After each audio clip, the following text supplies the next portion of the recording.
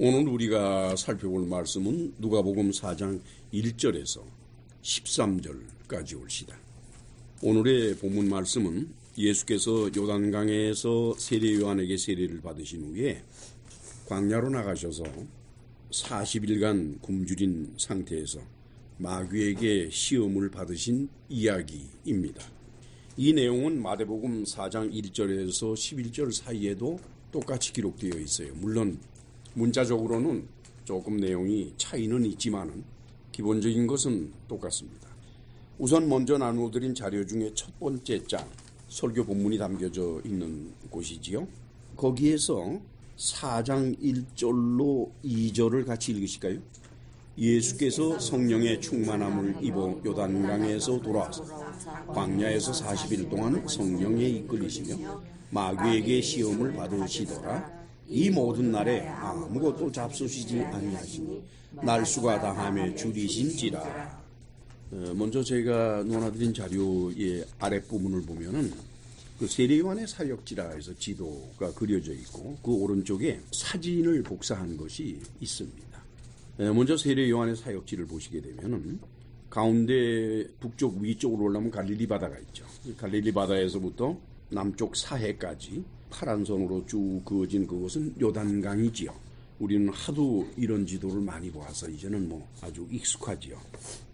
세례 요한이 주로 세례를 주던 곳은 어느 곳인고니까 갈릴리 바다와 사해 중간쯤 요단강 중간쯤에 에논과 살렘이라는 곳이 있습니다. 거기에 좀 비교적 물이 많아가지고 거기서 주로 세례를 줬다라고 해요. 그런데 이제 예수께서 세례받은 장소는 어디일까? 에논과 살렘이 아니라 그보다 더 내려가서 요단 건너 베다니 근처의 요단강입니다. 그러니까 베단이라 그러면 두 군데 있어요. 하나는 요단 건너, 일반적으로 성경에서 요단 건너 그러면 어디를 말하는 거니까 요단강 동쪽을 말합니다. 요단강 동쪽을 요단 건너라 그래요. 그러니까 유대는 요단강 서쪽에 있으니까 그 유대 쪽에서 바라본다 그러면 요단강 동쪽은 요단강 건너가 되겠죠. 그 요단강 건너 근처의 요단강에서 세례를 받으시고 난 다음에 예수께서 광야로 나가셨다고 그랬어요. 그 광야가 어딜까 하니까 여리고 북서쪽에 유대 광야라는 곳이 있습니다. 그 오른쪽 사진을 보시면은 그 광야가 얼마나 험악한지 알 수가 있죠. 그 사진 가운데 보면 집이 있죠. 그 기념교회예요. 예수께서 여기에서 시험을 받으셨다 그래가지고 거기다가 기념교회를 지었습니다. 그걸 보세요. 얼마나 험악한 곳인가. 그 다음에는 예수께서 성령의 충만함을 입어서 요단강에서 돌아오셨다 그랬는데 충만함이라고 우리말로 번역이 될 수 있는 헬라어가 3개입니다.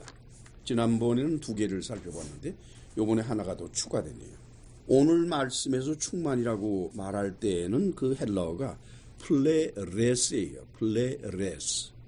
플레레스 그러면은 to containing within itself all that it will hold예요. 자기가 담을 수 있는 최대한을 담는 것을 말하는 겁니다. 그러니까 보통 이제 찬다 그러면은 꽉 찬다는 의미도 있지만은 또 하나는 자기가 견딜 수 있을 만한 정도까지 차는 거, 즉 맥시멈으로 차는 것을 말하죠. 그거를 플레레스라고 그럽니다. 그 다음에는 저지난주에 우리가 살펴봤던 플레로우도 충만이라고 우리말로 번역이 되는데 이게 지혜가 충만하다 할 때 이 단어를 사용했더라고요. 그것은 그냥 to make full이에요. 꽉 찼다 어쩌다 그런 것이 아니라 그냥 가득 찼다 이런 정도가 되는 거죠. 그 다음에는 핀프레미라는 게 있었죠. 핀프레미는 born with fever 또는 swell up 그래서 열에 타느든지 아니면은 부풀어 버리는 것 이렇게 얘기들을 했죠. 그래서 핀플레미 하게 되면은 밖에서 들어와서 차는 것이 아니라 안에 있던 것이 부풀어져 가지고 찬다고 말씀을 드렸죠. 그래서 핀플레미를 사용할 때는 성령 충만이라 이렇게 번역이 되는데 그럴 때는 제3위 하나님 성령께서 밖에서 무슨 힘이나 뭐를 집어넣는다 하는 그런 개념이 아니라 사람 안에 영이 있어서 그 영은 제3위 하나님 성령은 아닙니다. 그 영이 있어서 그것이 스웰업을 하는 거예요. 부푸는 거예요. 그런 상태를 말하죠. 그런데 여기서는 어떤 단어를 써놓은 거니까 예수께서 성령의 충만함을 입어갈 때 그때 사용된 헬라어는 플레레스입니다. 그 다음에는 마귀에게 시험을 받으셨다고 그랬거든요. 시험을 받다라고 할 때에 헬라어가 페이라조예요. 페이라조, 시험하다. 근데 페이라조 그러면은 두 가지 의미가 있어요. 하나는 endeavor to discover the nature, character of something. 어떤 사람의 본질을, 그 속마음을 진짜가 무엇인지 그걸 알아내려고 노력하는 걸 말이에요. 우리가 사람을 사귀고 바라볼 때 그 사람에 대해서 100% 알 수가 없어요. 대개 어떤 경우에 그 사람을 알 수 있게 되는 거니 어떤 사건이 발생했을 때 그때 알게 돼요. 보통 때는 사람이 사람을 잘 모릅니다. 근데 어떤 사건이 벌어지면 그때 비로소 알게 되지요. 이처럼 사건을 만들거나 아니면 그렇게 사람의 마음을 몰아가서 그래서 그 사람이 반응을 일으킬 때 저 사람 원래 저런 사람이로구만. 이것을 찾아내는 데 사용되는 게 바로 페이라조, 시험이라고 하는 거죠. 그 다음엔 또 하나는 뭔거니까 to attempt to entrap through a process of inquiry. entrap, 사람을 함정에 넣으려고 곤란을 당하게 하려고 시도하는 건데 그것을 어떤 방법을 가지고 시도하는 거니까 through a process of inquiry. 무슨 물건이나 돈이나 주목이나 이런 거 가지고 인트랩 시키는 함정에 빠뜨리는 것이 아니라 말로 inquiry. 말로 대화를 나눠가면서 사람을 아주 힘들고 어렵게 해서 함정에 빠뜨리게 하는 거. 그걸 말하는 겁니다. 그게 바로 페이라조예요. 저는 이게 생각을 해봤어요. 마귀가 예수님을 페이라조했다? 그럼 이 둘 중에 어떤 것일까? 그 본질을 알아보기 위해서 그랬을까? 아니면은 함정에 빠뜨리려고 했을까? 근데 그 시험의 내용을 보면은 함정에 빠뜨려지는 것은 아닙니다. 아마도 본질을 알아내려고 했던 것 같아요. 다시 말씀드리면은 예수께서는 하나님의 아들이시니까 하나님의 아들이 영으로만 있으면서 낙원에 계실 때하고 연약한 인간의 육체를 입고 육체 안에서 이 땅에 40일간 굶주렸다 하는 그 상태하고는 비교가 안 되죠. 낙원에 영으로만 계실 때하고 이 땅에 인간으로 계실 때하고는 비교가 안 됩니다. 그래서 어쩌면은 그동안 마귀는 영으로서 아들 하나님의 영을 낙원에서 보고 대화도 나누고 했지만은 정말 인간이 되어서 그렇게 어려운 입장에 놓였을 때에는 어떻게 변할까 궁금할 거 아니에요. 마귀로서는. 아마 그래서 그랬지 않았을까. 저는 그렇게 추측을 해봅니다. 그 다음에는 성령에게 이끌리여 그랬어요. 여기에서는 말이죠. 성령에게 이끌리다라고 했는데 헬라어를 보니까 엔토 푸뉴마티예요. 그래서 성령에게가 아니라 그 앞에 n이라고 하는 전치사가 붙었어요. n 그러면 in이거든 보통. in 또는 with 이렇게 됩니다만 그것도 거기 하계어가 붙은 성령이 아니라 그냥 푸뉴마티예요. 영, n 안에서 이렇게 되는 겁니다. 영 안에서 40일 동안 광야에서 지내셨는데 그것은 곧 뭘 말씀드릴 수 있는 거니까 이 일은 육체적인 일이 아니라 영의 일이라고 하는 것입니다. 마귀도 영이고 아들 하나님도 영이죠. 그래서 영간에 벌어지는 일이니까 그게 엔토푸뉴마티가 되는 거예요. 영 안에서 벌어지는 일들. 자, 그 다음에는 4장의 3절로 4절을 같이 읽으실까요? 마귀가 이르되 네가 만일 하나님의 아들이거든 이 돌들에게 명하여 떡이 되게 하라. 예수께서 대답하시되 기록된 바 사람이 떡으로만 살 것이 아니라 하였느니라. 3절 말씀에 마귀가 뭐라고 예수님한테 말을 했는 거니? 네가 만일 하나님의 아들이라면 이렇게 됐어요. 그 말 뜻은 뭐죠?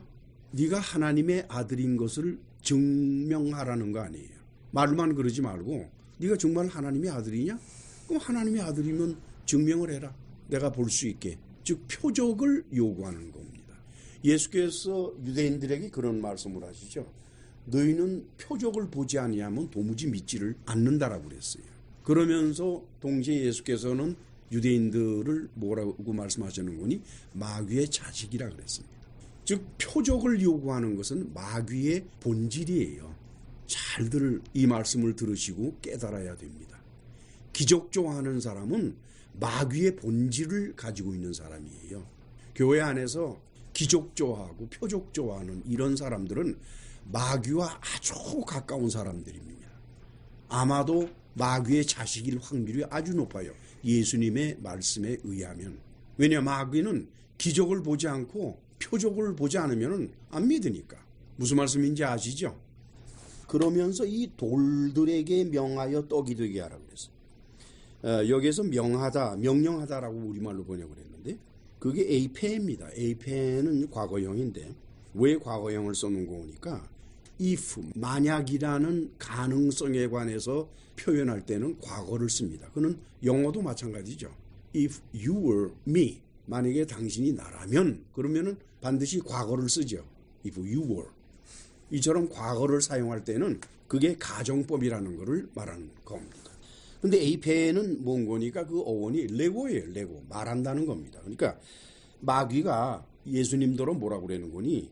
돌들에게 말해라. 명령하라가 아니라 말해라. 그래서 떡이 되게 하라. 지난번에도 말씀을 드렸습니다만 떡이 아니라 빵이라고 그랬죠. 빵이 되게 하라. 리토스. 여기서 나오는 게 리토스인데 리토스는 빵 한 조각입니다. loaf of bread. 빵 한 조각. 무슨 말씀인지 아시죠? 되게 하라라고 했어요. 이거를 이제 우리말로 그대로 풀어서 말씀을 드리면은 돌에게 말해서 한 조각의 빵으로 만들어지게 하라. 저는 이 말씀을 이렇게 읽으면서 지금 마귀가 알면서 이런 말을 했을까, 모르면서 이런 말을 했을까라고 좀 의심이 나는데 예수께서 생애 동안에 일으키신 기적 가운데는 병고침이라든가 이런 것들은 여러 번 하셨지만은 사람이 먹는 것 가지고 별로 하지 않으셨어요. 굶주린 5,000명, 남자만 5,000명 그들에게 오병이어라 그래서 빵 5개 하고 물고기 2마리 가지고 뭐 남녀 아이들 다 합치면은 10,000명이 넘겠죠. 그 사람들에게 그걸 먹이신 거는 아시고 있죠, 여러분들이? 즉 돌이나 흙이나 나무나 이런 것을 가지고서 빵을 만드시는 것이 아니라 빵 가지고 빵을 만드시는 거예요. 무슨 말씀인지 아시죠? 이거는 창조의 섭리와 같은 겁니다. 창조의 섭리에서도 뚱딴지 같은 것을 만들지를 않으세요, 하나님은. 하나님께서 지구를 만드시기 위해서 제일 먼저 하신 일이 뭡니까? 지구의 본질을 만드셨죠. 엣 하아레츠. 지구의 본질을 만드셨습니다. 그리고는 하늘의 본질을 만드시고 그 두 본질을 가지시고서 거기서부터 이제 흙을 만드시고 흙으로부터 나무를 만드시고 그리고는 흙으로 빚어서 짐승을 만드시고 이런 식으로 쭉 하시잖아요. 다시 말씀드리면은 하나님이 창조하실 때 시퀀스가 있어요. 그 시퀀스가 있는데 그 시퀀스는 같은 성격의 것으로서 나가는 겁니다. 근데 여기서는 갑자기 돌을 뚱딴지같이 빵으로 만든다라고 하는 것이니까 이거는 하나님의 창조 섭리의 원칙에서 위배되는 거예요. 그거는. 알고서 그런 말을 했는지 모르면서 그런 말을 했는지 저는 잘 모르겠습니다만은 그랬더니 예수께서 뭐라고 말씀하시는 거니까 기록된 바 사람이 떡으로만 살 것이 아니라 하였느니라. 그러면 신명기 8장을 보시죠. 신명기 8장. 신명기 8장에 3절이 있죠. 같이 읽으실까요? 너를 낮추시며 너를 줄이게 하시며 또 너도 알지 못하며 내 조상들도 알지 못하며 만나를 너에게 먹이신 것은 사람이 떡으로만 사는 것이 아니요 여호와의 입에서 나오는 모든 말씀으로 사는 줄을 네가 알게 하게 하십니다.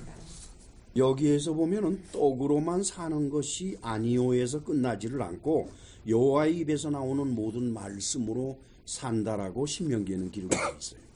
그런데 마태복음 옆에 4장을 바라보니까 같이 붉은 선으로 밑줄 그은 것만 있지요.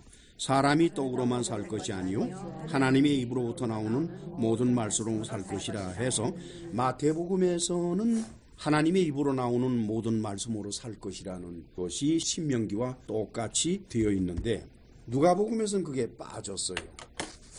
왜 이게 빠졌을까? 저는 그런 생각을 해봐요. 마태복음은 마태가 기록을 했으니까 예수께서 시험 받으신 것을 가장 정확하게 기억하는 분은 누굴까요?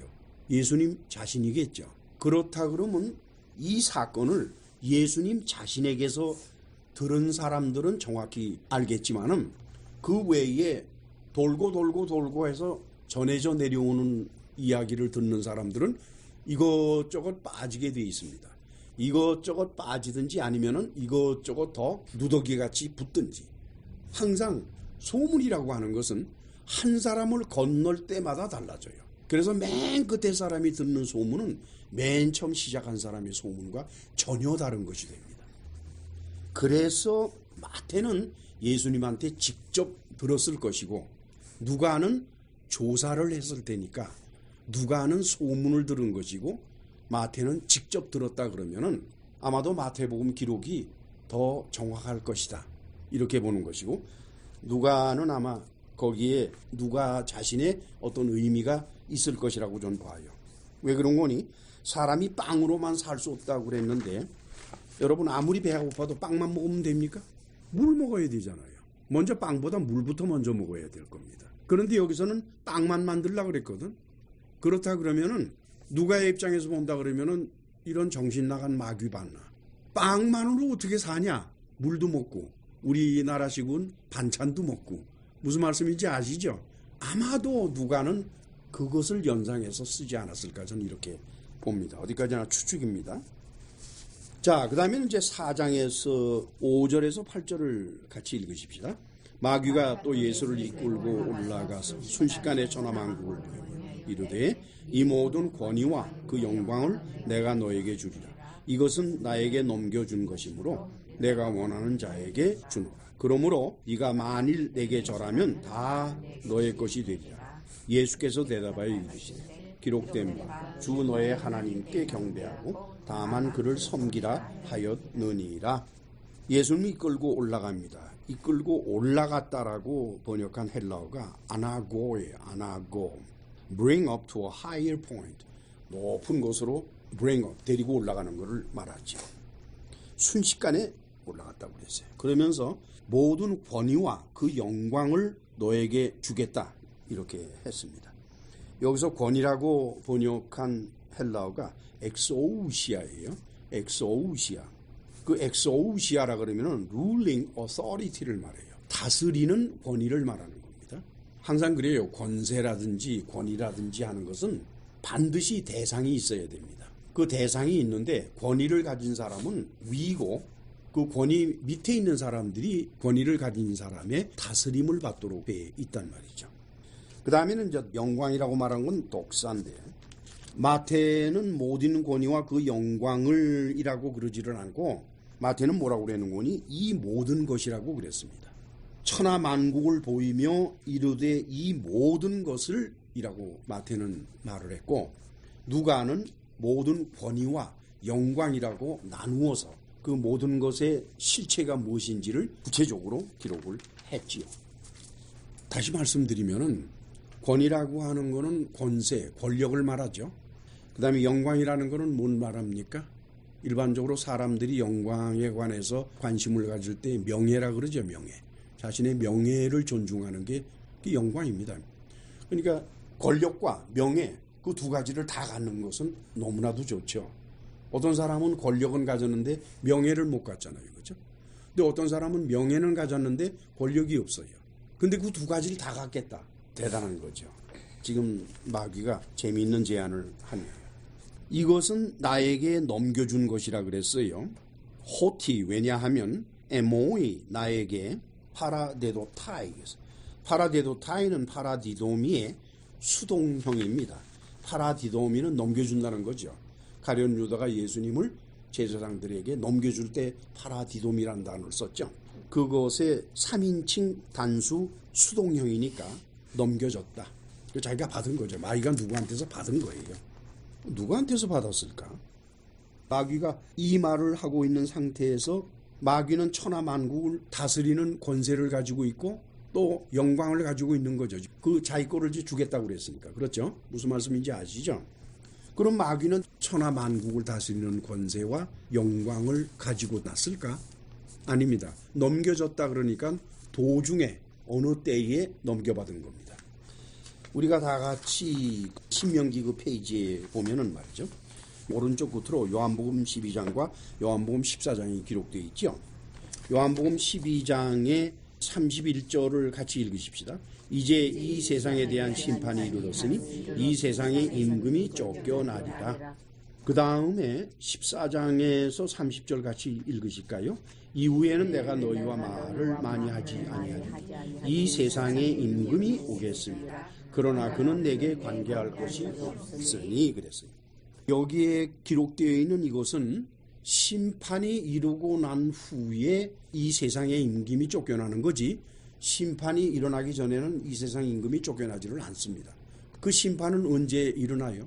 예수께서 십자가에 죽으시고 부활할 때 심판이 있었나요? 아니지요. 그 심판은 종말 후에, 아직도 멀고 먼 후에 일어날 일을 예수께서 말씀하시는 거죠. 그때가 되면은 심판이 이르게 될 것이고 그 결과로 세상 임금이 쫓겨날 것이다. 무슨 말씀인지 아시죠? 왜 제가 이렇게 설명의 말씀을 드리는 거니까 상당히 많은 목사나 이런 분들이 이것을 예수께서 십자가에 못 박혀 죽으시고 들림을 받으셨을 때 그때에 이 세상 임금이 쫓겨났다. 그렇기 때문에 이 세상은 예수님의 세상이다. 그래서 이 세상의 임금이 누구냐? 예수님이다. 이렇게 말하는 목사들이 굉장히 많아요. 그들은 그 시점을 잘못 본 겁니다. 심판이라는 것이 대전제가 됐기 때문에 현재 상태의 심판이 벌어진 상태가 아니기 때문에 따라서 이 일이 벌어지질 못하지요. 그러니까 여전히 지금 세상 임금은 누굽니까? 마귀예요, 마귀. 무슨 말씀인지 아시죠? 여기서 임금이라고 번역한 헬라어가 아르콘입니다. 아르콘이라고 하는 건 임금을 말하는 것이 아니에요.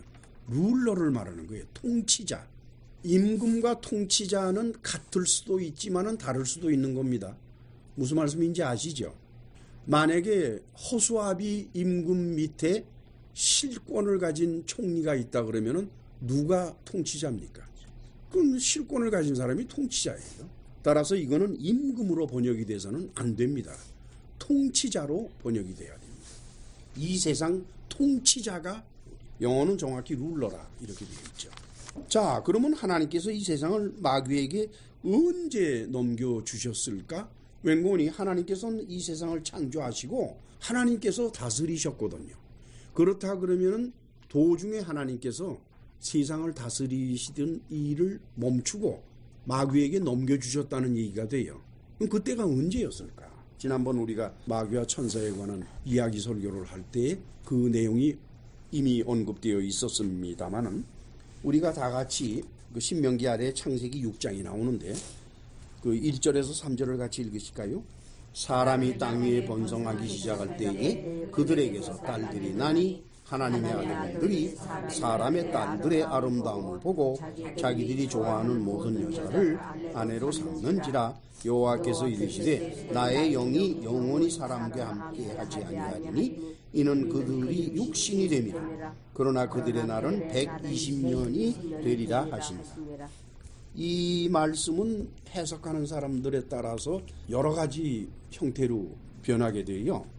그 가운데서 이 하나님의 아들들과 사람의 딸들이라고 하는 이 하나님의 아들들에 관한 견해가 신학적으로 또는 목회학적으로 서로 좀 달라요. 어떤 사람들은 하나님의 아들들이라면 천사니까 천사들이 인간의 딸들을 데려다가 결혼을 했다, 이렇게 주장하는 사람들이 있어요. 그런가 하면은 어떤 사람은 하나님의 아들이라고 표현하는 그 범주가 그 시절에는 통치자들을 하나님의 아들이라고 했다 이거예요. 그건 맞는 말이에요. 통치자들을 하나님의 아들이다, 신의 아들들이다 이렇게 했기 때문에 여기서 하나님의 아들들이라고 하는 것은 인간 세상의 인간 통치자가 사람의 딸들, 다시 말하면은 일반 백성들의 딸들을 자기 마음대로 데려가는, 그걸 말했을 것이다라고 하는 분들도 있고, 아니면은 이것은 언어적으로 봤을 때 정확히 맞는 얘기라고 저는 생각을 합니다만은 하나님의 아들들이라고 하는 것은 바로 셋의 아들들입니다. 자, 그럼 우리 다 같이 그 도표를 보실까요? 창세기 기록을 근거로 추산한 홍수 원인의 연대표라 그랬어요. 여기에 아주 작은 글씨로 5개 항목이 기록되어 있습니다만 이것이 인터넷에 올라갔는데 인터넷에서는 이 글씨가 너무 작아요. 그래서 사람들이 보려 하면은 그 인터넷에 있는 것을 컴퓨터에서 프린트아웃 시켜서 그래서 읽어야만 되는데 보통들 그러지들을 않으니까 우리가 이걸 1번에서 5번까지를 쭉 읽어 나가면서 듣는 사람들로 하여금 그 내용이 뭔지를 들어서 알 수 있도록 도와줘야 될 것 같습니다. 자, 1번을 같이 읽으실까요? 게난 히브리어 케이나는 에노스의 맏아들의 이름으로서 히브리어 키난 애가 장송곡과 유사한 발음을 가진 것이다. 따라서 게나는 한 세대를 떠나는 슬픔의 장송곡과 같은 일과 연관이 있는 사람임을 추측할 수 있다. 히브리어는 발음이 조금만 달라져도 뜻이 달라져요. 그런데 많은 경우에 그거를 풍자적으로 사용들을 많이 합니다. 유대인들은. 그래서 단어에 갖는 의미를 찾아내려 하면은 그와 유사한 발음을 가진 단어들의 뜻을 둘러봐야 돼요. 그러면은 풍자적으로 어떻게 쓰는지를 알 수가 있는 겁니다. 여기서 게난 그러면 히브리어로 케이난인데 히브리어는 점을 찍는 것이니까 그 점 찍은 것을 잘못 지나치면은 키난이 돼요. 케이난을 키난으로 읽거든요. 심지어는 카이난으로도 읽더라고요. 읽는 사람들에 따라서. 그렇기 때문에 케이난은 키난과 유사한 어떤 의미를 갖고 있는데 키난이라는 게 장송곡이에요. 애가를 부르는 거. 장송곡이라고 하는 것은 누군가 죽은 다음에 부르는 거죠. 그러니까 그건 뭘 의미하는 거니? 게난이 태어나기 전하고 후가 뭔가 달라졌다는 겁니다. 그래서 게난은 그 이름의 풍자적인 의미에 따라서 게난은 그 이전의 세대에 있던 일들에 대한 장송곡과 같은 역할을 한다는 겁니다. 무슨 말씀인지 아시죠? 그 다음 2번을 같이 읽으실까요? 아담, 셋, 에노스 3대를 히브리어 베네이 하 엘로힘이라 하여 하나님을 닮은 세대란다. 따라서 그들의 아들들은 모두 베네이 하 엘로힘, 하나님의 아들들은 되는 것이라고 말할 수 있다. 그들은 거인들이고 육체적으로 강한 자들이라고 한다. 이스라엘의 전설과 랍비들의 전통에 따르면은 인간 최초의 3대, 그러니까 아담, 셋, 에노스, 그들을 베네이 하 엘로힘이라 그래요. 베네이 그러면 아들들, 단수는 벤, 아들. 그 다음에 하 엘로힘 그러면 더 엘로힘, 엘로힘은 가드죠. 그래서 하나님의 아들들 이렇게 되는 겁니다. 그래서 하나님을 닮은 세대라고 그래요. 따라서 아담과 셋과 에노스 그들이 엄청나게 많은 자식들을 낳았는데 그 한뜩 나온 아들들이 모두가 다 하나님의 아들들이 돼요. 왠고니 하나님의 형상을 가지고 태어났기 때문에. 그래서 그거를 베네이 하 엘로힘이라고 말하는 것입니다. 그들은 아주 거인들이었다고 합니다. 아담도 거인이고 셋도 거인이고 에노스도 거인들이에요. 그런데 그에 비해서 3절을 같이 읽으실까요? 그런데 그들이 보다 열등한 가인의 후예인 히브리어 베노 하 아담, 즉 사람들의 딸들을 강제로 취하여 아내를 삼는 폭행을 일삼게 되어 하나님께서 이들에 대하여 분노하시게 된다. 그리고 이렇게 하여 태어난 아들들은 아버지보다 열등한 자들이어서 이들을 네피림이라고 일컬었다. 이 일의 시작은 마할랄렐이 태어나면서부터라고 한다. 가인은 아담에 비해서도 셋에 비해서도 열등한 사람입니다. 키도 이들보다 작고 힘도 이들보다 약하고 가인이 그래요. 이제 문제가 일어났어요. 하나님의 아들들, 즉 셋의 아들들, 에노스의 아들들, 그 아들들이 거인들이거든. 그리고 가인의 아들들은 그보다는 열등한 족속들이고 그래서 그들이 가인의 아들들의 딸들을 취해가는 것입니다. 그것을 하나님께서 보신 거예요. 만약에 가인의 아들들이 그런 짓을 했다 그러면 하나님께서 그렇게 진노하시지 않을 거예요. 왜냐? 가인은 버린 자식이니까. 그러나 당신이 선택한 셋의 아들들이 그런 짓을 했기 때문에 하나님이 진노하시는 겁니다. 여러분, 우리도 자식을 키우지만은 내 자식이 잘못하면은 야단을 치고 혼을 내지만 옆집 자식이 잘못하면은 야단을 칩니까? 안 칩니까? 쯧쯧거리기만 하지 가서 야단치거나 그러진 않잖아요. 그렇죠? 왜? 내 아들이 아니니까. 똑같은 거예요. 가인의 아들들이 그 짓을 했으면 하나님께서 이렇게 진노하시지 않으세요. 셋의 아들들이 그 짓을 했기 때문에 하나님께서 진노하신 겁니다. 그리고는 이 거인들이 가인의 아들들의 딸들과 함께 관계를 가져서 낳은 아들들은 자기들보다 열등한 거예요. 혼혈족이기 때문에. 그래서 그걸 네피림이라고 그럽니다. 한국 사람들이 잘 모르는 게 있는데 네피림을 거인이라고도 알고 있거든요.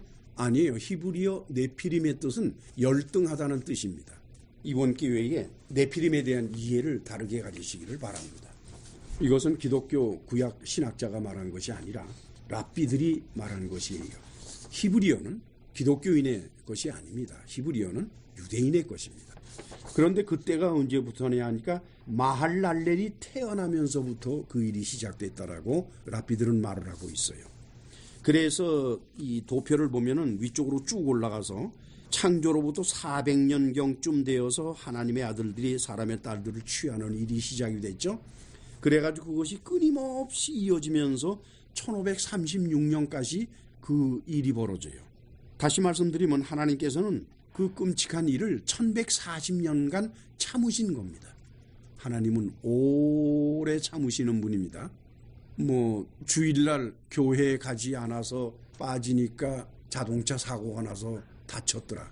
그래서 하나님께서 교회를 빠진 것을 나무라시면서 내게 벌을 주셨다라고 말하는 정신없는 기독교인들이 교회 안에는 부지기수로 있어요. 하나님은 오래 참으시는 거예요. 그렇게 쉽게 벌하시지 않으십니다.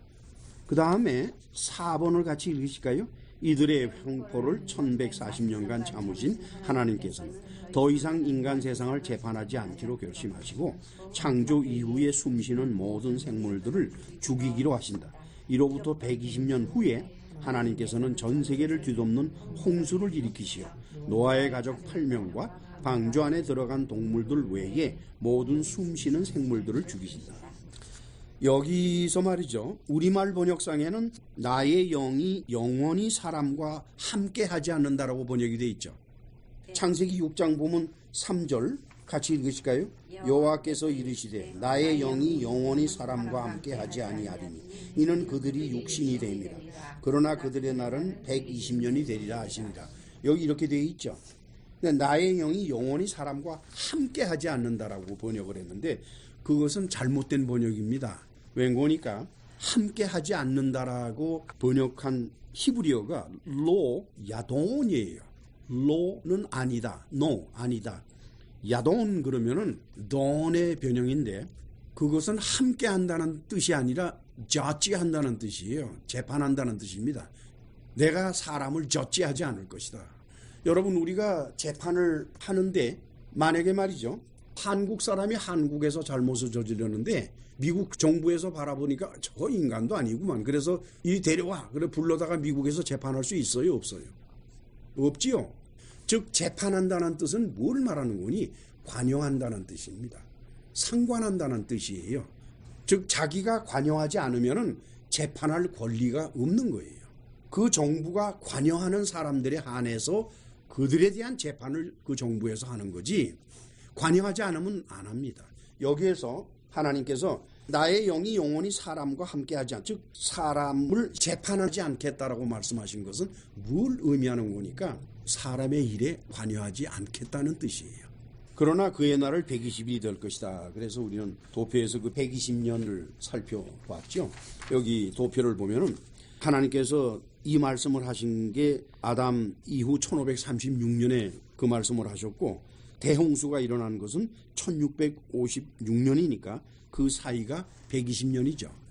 이 말씀을 하신 때가 1536년이고 홍수가 일어난 게 1656년이니까 따라서 120년 기간을 두고서 하나님께서 하시는 거죠. 만약에 그 120년 안에 당시의 사람들이 회개하고 돌아섰다 그러면 하나님은 홍수를 일으키시지 않았을 겁니다. 그 다음에 나의 영이 영원히 사람과 함께 하지 아니하리니 이는 그들이 육신이 됨이라 해서 육신이 된다 그랬는데 육신이 된다라고는 육신으로 번역하는 게 바사르입니다. 바사르. 이건 뭘 말하는 거냐? 하나님의 형상대로 창조된 아담과 그에게서 태어난 하나님의 형상을 이어받은 하나님의 아들들이 이 못된 짓을 하는 까닭은 하나님의 형상을 버린 거예요. 그리고 육체로만 머물게 된 겁니다. 그래서 그런 사람들을 짐승 같은 사람이라고 그러죠. 짐승 같은 사람이라는 뜻은 사람은 사람이로되 그에게서 인간성이 사라지고 오직 육적인 것만 남았다 그럴 때 짐승 같은 사람이라고 그러죠. 마찬가지로 하나님의 형상을 가지고 있다 그러면 그런 짓은 못하는데 그런 짓을 한다라는 것 뭡니까? 하나님의 형상을 버렸다는 것이에요. 포기했다는 뜻이에요. 그래, 그렇다 그러면 내가 더 이상 너희들을 관여할 필요는 없겠구나. 이렇게 되는 거죠. 그 다음에 이제 5번을 같이 읽으시죠. 홍수가 끝난 다음 하나님께서는 더 이상 인간 세상을 지배하시고 재판하지 않기 위해 세상의 통치권을 마귀에게 넘겨주신다. 이때부터 마귀는 하나님의 허락하에 세상의 통치자, 헬라어로 아르콘으로 군림하게 된다. 그러나 마귀는 하나님이 창조하시는 혼이 인간에게 들어가는 일과 떠나는 일, 곧 인간의 태어남과 죽음에는 관여할 권한과 능력을 부여받지 못했다. 즉 창조의 일은 언제나 하나님만의 것이었다. 홍수가 다 끝나고 새로운 세상이 시작되었을 때 이 세상은 결국 마귀의 통치 아래에 놓이게 됩니다. 그때로부터 홍수 이후로부터 마귀는 이 세상의 아르콘이 된 겁니다. 통치자가 된 것입니다. 그래서 욥기에 보면은 욥기 1장 2장 다 거기에는 그 나중에 자세히 읽으시면 아시겠습니다만은 사단에게 이르시되 네가 어디서 왔느냐? 사단이 여호와께 대답하여 이르되 땅을 두루 돌아 여기저기 다녀왔나이다. 자기가 통치하는 그 지역을 둘러보는 거예요. 왜? 자기가 통치자니까. 그리고는 그의 사자들로 하여금 다스리게 합니다. 그 다음 페이지 다니엘서 10장을 보실까요? 가브리엘 천사가 다니엘이 기도를 할 때에 다니엘에게 찾아왔었는데 좀 늦게 찾아왔어요. 그래서 그 이유를 설명을 합니다. 13절 같이 읽으실까요? 그런데 바사 왕국의 군주가 21일 동안 나를 막았으므로 내가 거기 바사 왕국의 왕들과 함께 머물러 있더니 그랬습니다. 여기에 보니까 바사 왕국의 군주라고 그래서 당시에 페르시아 왕국을 다스리는 영적인 존재가 있다는 것을 알게 됩니다. 왠고니 그 다음에 가장 높은 군주 중 하나인 미가엘 그래가지고 천사장을 군주라고 말하고 있으니까 그렇다 그러면은 바사 왕국의 군주는 천사장 계급인데 타락한 천사장이니까 아마도 마귀 자신일 겁니다. 내가 거기서 바사 왕국의 왕들과 함께 머물러 있었다고 그러니까 그건 인간들을 말하는 것이 아니라 바로 사단의 사자들, 사단의 졸개들이죠. 그들을 말하는 겁니다. 다시 말씀드리면 마귀가 이 세상의 통치자 노릇을 할 때에 그도 마찬가지로 자기의 수하들을 시켜서 세상을 다스리게 하는 거지요. 그리고는 시간이 있을 때 두루두루 돌아다니면서 그 현황을 조사하고 살펴보더라. 그 뜻이 되겠습니다. 그러나 세상의 통치권을 마귀가 갖고 있지만 그가 절대로 손을 댈 수 없는 것은 인간이 태어나는 것 있죠. 인간이 태어나는 것은 마귀가 관여를 못해요. 그리고 인간이 죽는 것 있죠. 죽는 것도 마귀는 관여를 못합니다. 인간의 태어나면 두 가지가 있죠. 하나는 육신이 만들어지는 게 있고 두 번째 하나는 혼이 만들어지는 게 있는데 육신이 만들어지는 것은 마귀가 관여할 것도 없고 하나님께서 관여할 것도 없고 자연적으로 내추럴리 발생되는 게 육신이 태어나는 겁니다. 다만 그가 태어나서 인간으로 살려 하면은 혼을 받아야 돼요. 혼을 받지 못하면은 모양은 인간인데 사람은 아니죠. 아시겠죠? 그러나 마귀와 그의 사자들의 운명은 세상 끝날 불못에 들어가는 거지요. 다시 먼저 페이지에 욥기 있는 쪽으로 돌아오게 되면은 마태복음 25장에 보면은 말이죠. 41절 말씀을 같이 읽게 되는데 41절 말씀을 같이 읽읍시다. 또 왼편에 있는 자들에게 이르시되 저주를 받은 자들아 나를 떠나 마귀와 그 사자들을 위하여 예비된 영영한 불에 들어가라 그랬죠. 그렇죠? 그러면 마귀와 그 사자들의 운명은 영영한 불에 들어가는 것입니다. 아시겠죠? 운명이 결정된 거죠. 그리고 구약시대만 하더라도 마귀는 욥기에 기록된 대로 낙원을 수시로 들어갑니다. 그래서 하나님의 회의에 자기도 참석해서 그 회의에서 말도 하고 그래요. 또 하나님께서는 마귀에게 또 말씀도 하시고 그렇게 하지요. 그런데 그 낙원에서 쫓겨나는 일이 벌어졌습니다. 자, 우리 다 같이 그 욥기 페이지에 보면 누가복음 10장에 18절을 같이 읽으실까요?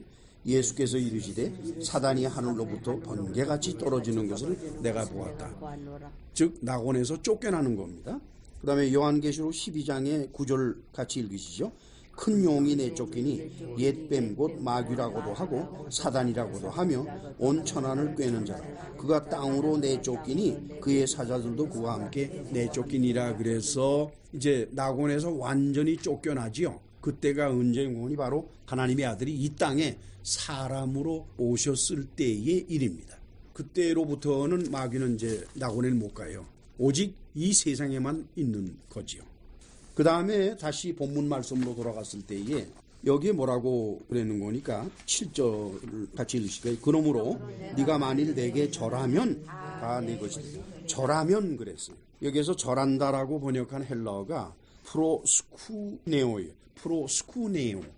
프로스쿠네오가 절한다는 뜻인데 그건 영어로 번역을 하면 어떻게 되는 거니?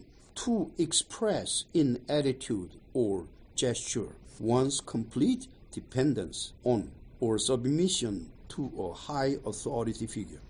complete dependence를 보이는 거예요. 그러니까 당신에 의해서만 살겠다. 다른 도움도 받지 않고 오직 당신이 먹여주면 먹고 안 주면 굶겠다. 그 뜻이에요.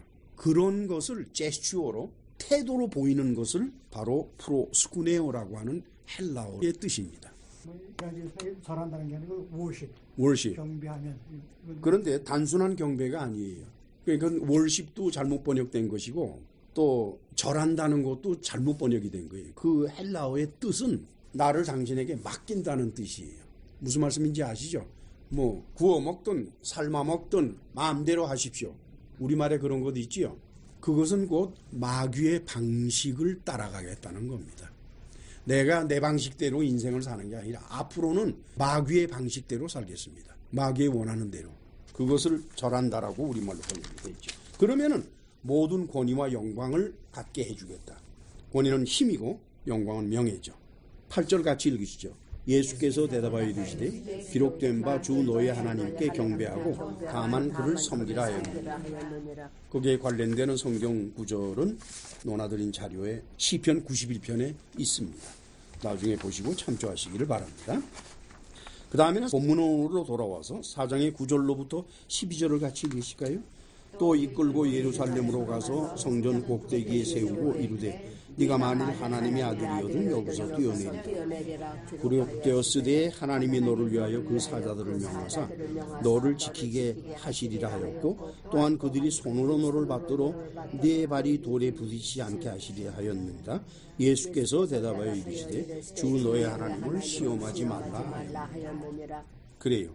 이것도 마찬가지로 시편 91편에서 인용된 것이고 신명기 6장으로 예수께서는 답변하십니다. 주 너의 하나님을 시험하지 말라. 이것은 신명기 6장이죠. 관계되는 성경 구절은 나누어드린 자료에 다 기록이 되어 있습니다.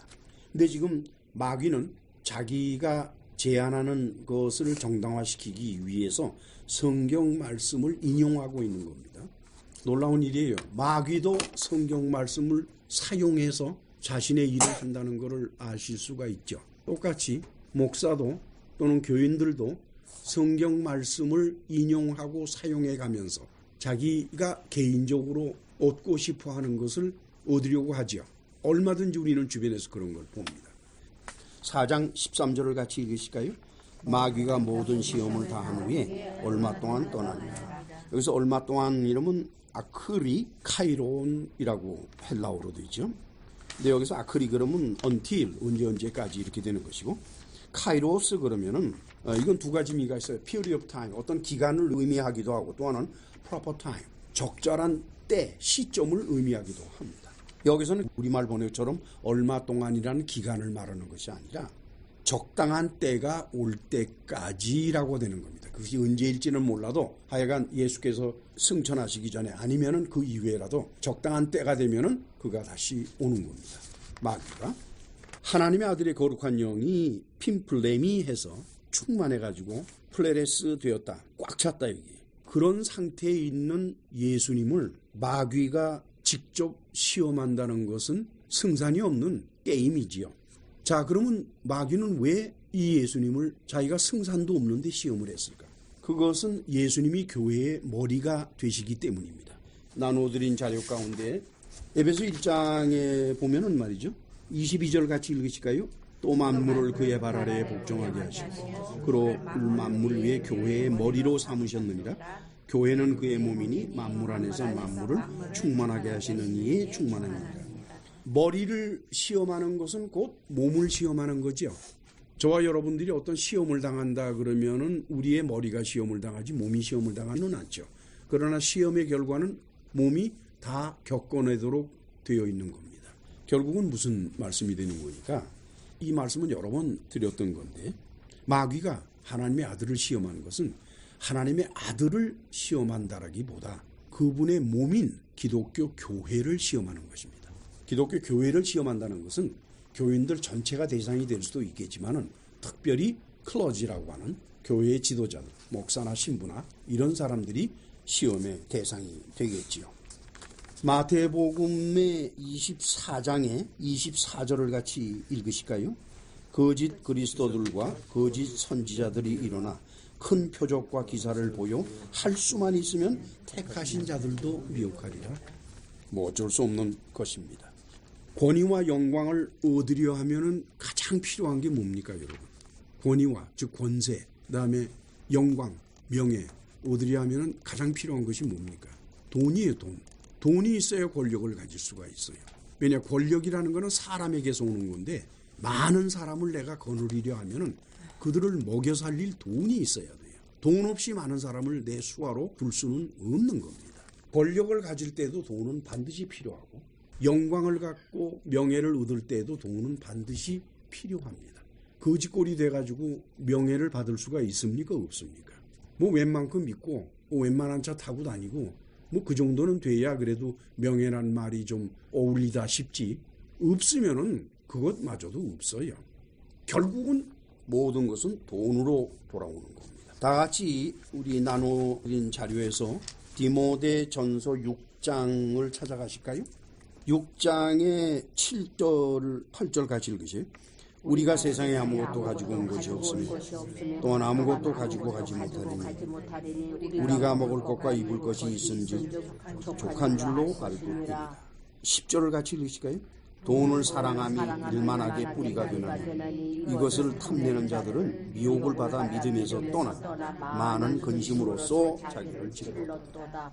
여러분, 돈을 사랑한다라고 번역한 헬라어가 필라그로스예요. 필라그로스. 필라그로스라고 하는 것은 fond of money입니다. 돈을 맹목적으로 사랑하는 것을 말해요. 돈이라는 것은 반드시 용도가 있어야 됩니다. 용도가 없는데 돈을 가지고 있으면은 아무 소용이 없어요. 아무리 돈이 많아도 용도가 없으면은 없는 거나 마찬가지예요. 무슨 말씀인지 아시죠?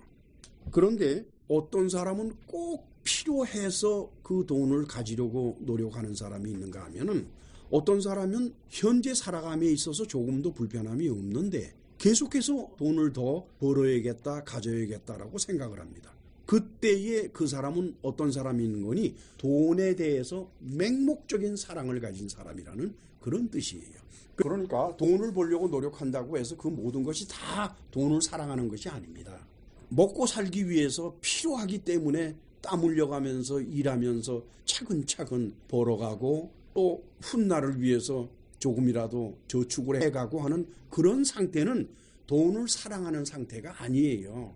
그것은 필요한 것을 얻는 상태입니다. 그런데 차고도 넘치고 특별히 쓸 일도 없는데 무조건 쟁여 넣으려고 하는 그 마음들, 그거는 돈을 맹목적으로 사랑하는 것입니다. 그런 현상은 가장 쉽게 볼 수 있는 게 뭐죠?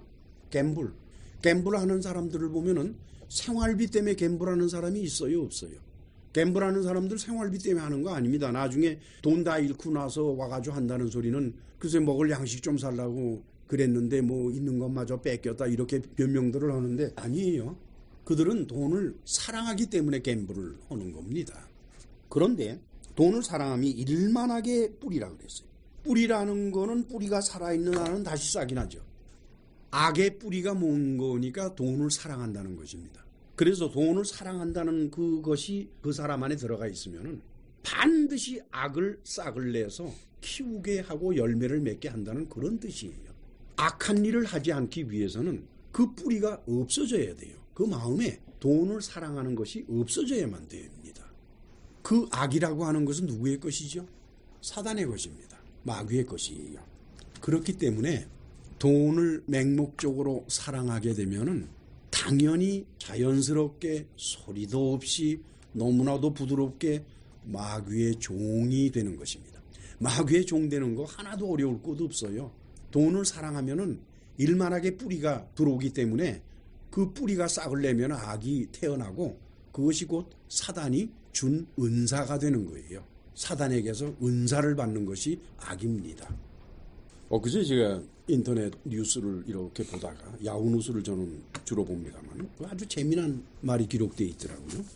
오바마 대통령 그래가지고 이 사람은 세계에서 세컨드 파워풀 맨이라고 그랬어요.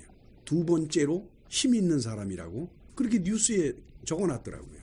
여러분 이 세상에서 첫 번째로 힘 있는 사람은 누구죠? 미국 대통령이 두 번째인데 그럼 첫 번째는 누굽니까? 재벌들. 이건 재벌 들이면은 한 사람이 아니에요. 어떤 한 사람이 세상에서 가장 큰 힘을 가진 사람이 하나 있어요. 마귀? 마귀는 사람 아니죠. 사람.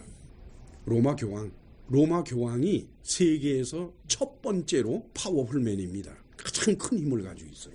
그러면 로마 교황은 첫 번째고 미국 대통령이 두 번째고 아마도 러시아 대통령이 세 번째가 될 것도 같네요. 그렇죠? 그렇다 그러면 그들이 파워맨이 힘 있는 사람이 되는 이유는 뭡니까? 돈. 재력과 그다음에 또 하나는 뭐죠? 군사력. 그렇죠? 즉 돈과 사람이에요. 로마 교황청이 돈이 많은 거예요. 그리고는 교인의 수가 바로 사람의 힘이 되는데 그 교인의 수는 어마어마합니다. 미국은 재력으로 봤을 때 세계 제일이죠. 그 다음에는 군사력으로 봤을 때 세계 제일이죠. 그러나 로만 캐톨릭 교인들 수에 비하면은 아무것도 아닌 겁니다. 그래서 1등, 2등이 되는 거예요. 무슨 말씀인지 아시죠? 많은 경우에 개신교 교회들에서는 특별히 우리나라 교회들 교회를 성장을 시켜서 대형화시키려고 하는 것이 아주 대세로 되어 있어요. 그거 안 하면 병신이고 그거 잘하면 영웅이 되는 거예요. 무슨 말씀인지 동의하시죠? 그 목적이 뭡니까? 왜 교회를 성장시켜서 대형화시키려고 그러겠어요? 목적이 권위와 영광인 겁니다. 그럼 결국 돈과 사람 수에 있게 돼요. 그래서 교인의 수를 어떻게 해서든 늘리려 하고 헌금을 많이 거두어 드리려고 온갖 수단을 다 쓰죠. 정치 권력도 마찬가지입니다. 왜 정치 권력을 가지려 해요? 그 목적이 권세와 영광입니다. 또 비즈니스를 대형화하는 것도 그래요. 먹기 살기 위해서 장사하는 거는 여기에 해당이 안 돼요. 무슨 말인지 아시죠? 중소기업 하나 조그맣게 차려가지고 자기 가족들 살고 그리고 그 기업에 붙어서 살아가고 있는 종업원들과 등등을 먹여 살리느라고 밤낮 없이 고생하는 중소기업 사장은 여기에 해당되는 것이 아닙니다.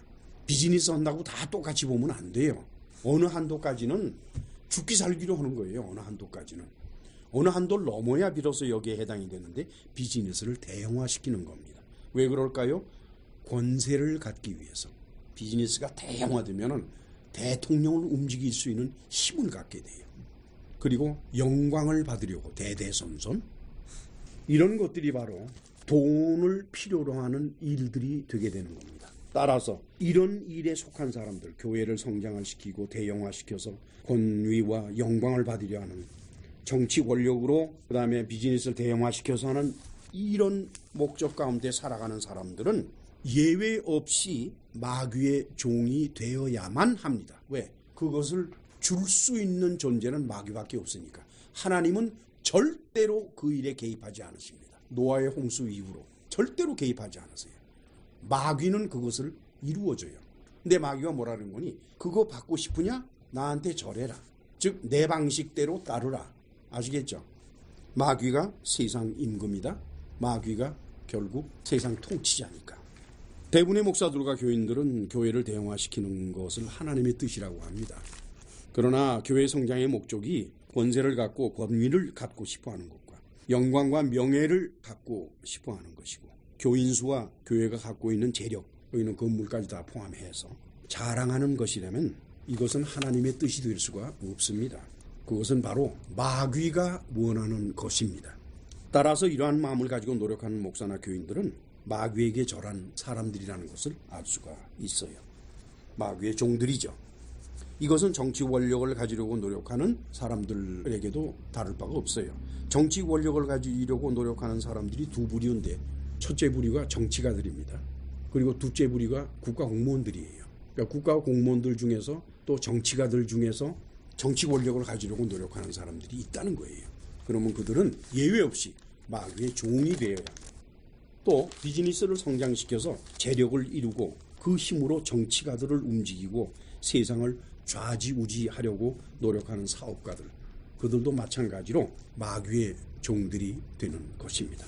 아까도 말씀드린 것처럼 그 외에 목적은 좀 다르다 할지라도 갬블이라든가 투기라든가 이런 일을 하는 사람들은 권력을 추구하지는 않지만 돈을 맹목적으로 사랑한 결과이기 때문에 역시 마귀의 종이 될 수밖에 없는 것입니다. 역사의 종말이 온 후에 이들 크고 작은 마귀의 종들은 어디로 갈까요? 마태복음 25장 41절에서 아까 뭐라고 그랬죠? 불못으로 간다 그랬죠? 저는 이 설교를 들으시는 분들이 깊이 생각하기 바랍니다. 김강 목사의 헛소리라고 해도 괜찮아요. 나는 상관없어요. 왜냐? 이 일에 나는 해당이 안 되기 때문에 상관이 없어요. 마귀의 종들은 세상 끝날 종말 이후에 심판을 받고 마귀가 들어가는 영원한 불못으로 들어가게 될 것입니다. 새겨 들으시기를 바랍니다. 기도합시다. 전능하시고 자비로우신 하나님 아버지, 이렇게 해서 마귀가 왜 하나님의 아들을 시험했는지 하는 근본적인 이유를 우리는 살펴보게 되었습니다. 마귀는 종말의 날 때까지 이 세상의 통치자로 있으면서 어떻게 해서든지 하나님의 택함을 받은 자들까지도 미혹시켜서 타락을 시키려고 애를 쓰고 있습니다. 그 까닭은 하나님의 택함을 받아 하나님의 병사가 되고 하나님의 백성이 되는 숫자를 줄이기 위해서 그 노력을 하고 있다는 것을 우리는 알고 있습니다. 오늘도 이 말씀을 듣는 많은 이들 가운데 그동안 잘 몰라서 그 길에 들어선 분들이 있다 하면 오늘이라도 돈을 사랑하는 일을 멈추고 그 뿌리를 마음에서 뽑아내서 온전히 하나님의 아름다운 마음으로 변화가 될 수 있도록 주께서 은혜를 베풀어 주시옵소서. 예수님의 이름으로 기도하옵나이다. 아멘. 하늘에 계신 우리 아버지요, 이름이 거룩히 여김을 받으시오며 나라의 마옵시며 뜻이 하늘에서 이룬 것 같이 땅에서도 이루어지이다. 오늘날 우리에게 일용할 양식을 주옵시고 우리가 우리에게 죄 지은 자를 사하여 준 것 같이 우리의 죄를 사하여 주옵시고 우리를 시험에 들게 하지 마옵시며 다만 악에서 구하옵소서. 대개 나라와 권세와 영광이 아버지께 영원히 있사옵나이다. 아멘.